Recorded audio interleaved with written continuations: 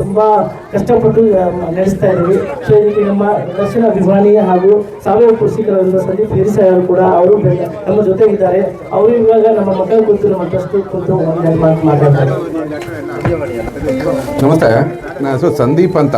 Basically ನಾವು Hassan district Channarayapatna taluk ಹಿರಿಸ ಹೋಬಳಿಯವರು. So ಇಲ್ಲಿ ನಾವು ಬಂದಿರೋದ್ರಲ್ಲಿ ಎಲ್ಲ ಹಿರಿಯರು ಇದ್ದಾರೆ, ತುಂಬ ಸಾಧನೆ ಮಾಡಿರೋರಿದ್ದಾರೆ. ನಾವು ಅಂಥ ಸಾಧನೆ ಅಂತ ಹೇಳೋದಕ್ಕಿಂತ ನಾವೊಬ್ಬರು ಸಾವಯವ ಕೃಷಿಕರು. ಆ ಕೃಷಿಕರು ಅನ್ನೋದನ್ನು ಗುರುತಿಸಿ ಇವತ್ತು ರಾಹುಲ್ ಗಾಳಿಯವರು ನಮ್ಮನ್ನ ಕರೆದು ಒಂದು ಸನ್ಮಾನ ಇಟ್ಕೊಂಡಿದ್ದೀವಿ, ಹಿಂಗೆ ವಾರ್ಷಿಕೋತ್ಸವ ಇಟ್ಕೊಂಡಿದ್ದೀವಿ ಅಂದಿದ್ದಾಗ ಬಂದು ನೋಡಿದಾಗ ಈ ಸಾಂಸ್ಕೃತಿಕ ಕಾರ್ಯಕ್ರಮ, ಈ ಮಕ್ಕಳು ಇವತ್ತು ಒಡನಾಟ, ಇಲ್ಲಿರೋ ಗಣ್ಯ ವ್ಯಕ್ತಿಗಳು ಬಂದು ಇವತ್ತು ಮಾತಾಡ್ತಾ ಇರೋದು.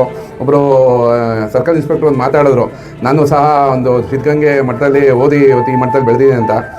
ಸೊ ಇವತ್ತಿನ ದಿನದಲ್ಲಿ ಭಾರಿ ಕಷ್ಟ ಇತ್ತು ಎಜುಕೇಷನ್ ಅಂತ ಪಡ್ಕೊಳ್ಳೋದು. ಇವತ್ತು ಈ ಮಕ್ಕಳು ಎಲ್ಲರೂ ಬುದ್ಧಿವಂತರು ಆಗ್ತಾರೆ, ರೋಡಲ್ಲಿರಲಿ ಅದು ಎಲ್ಲರ ಇರಲಿ ಬುದ್ಧಿವಂತರು ಆಗ್ತಾರೆ. ಬಟ್ ಆದರೆ ಯಾರು ಸಂಸ್ಕಾರ ಅನ್ನೋದು ಕಲಿತಾ ಇಲ್ಲ.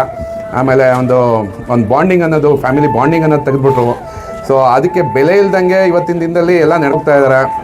ಬಟ್ ಆದರೆ ಇವತ್ತು ಪ್ರಜಾ ಕಿರಣ ಸೇವಾ ಟ್ರಸ್ಟ್, ಚಾರಿಟಬಲ್ ಟ್ರಸ್ಟಿಂದ ಇವತ್ತೇನು ರಾಹುಲ್ ಗಾಳಿ ಅವ್ರು ಮಾಡ್ತಾ ಇದ್ದಾರೆ, ಇವತ್ತು ಇಷ್ಟು ಮಕ್ಕಳನ್ನ 8 ವರ್ಷದಿಂದ ಸಾಕೊಂಡು ಇವತ್ತು ಈ ಮಟ್ಟಕ್ಕೆ ಬೆಳೆಸ್ಕೊಂಡು ಬಂದಿದ್ದಾರೆ ಅಂದರೆ ಇವ್ರದ್ದು ಪ್ರಶಂಸೆ ಅಪಾರ.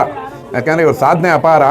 ಸೊ ಈ ನಿಟ್ಟಿನಲ್ಲಿ ನಾವು ಏನು ಹೇಳ್ತಾ ಇದ್ದೀವಿ ಅಂದರೆ ಇವತ್ತು ಇವರು ಅನಾಥ ಮಕ್ಕಳು ಅನ್ನೋಕ್ಕಿಂತ ದೇವ್ರ ಮಕ್ಕಳು ಅನ್ನೋದಕ್ಕೆ ಹೇಳೋಕ್ಕೆ ಇಷ್ಟಪಡ್ತೀನಿ.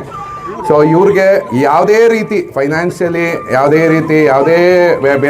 ಯಾವುದೇ ಸಪೋರ್ಟ್ ಬೇಕು ಅಂದ್ರೂ ಒಂದು ಕರೆ ಕೊಡಲಿ ನಮಗೆ. ಪ್ಲಸ್ ನಮ್ಮ ಡಿ ಬಾಸ್ ಅವರ ಬರ್ತಡೇನ ಇವತ್ತು ಇಲ್ಲಿ ಸೆಲೆಬ್ರೇಟ್ ಮಾಡಿದ್ದು ಅವ್ರಿಗೆ ತುಂಬ ಖುಷಿ ಕೊಡುತ್ತೆ.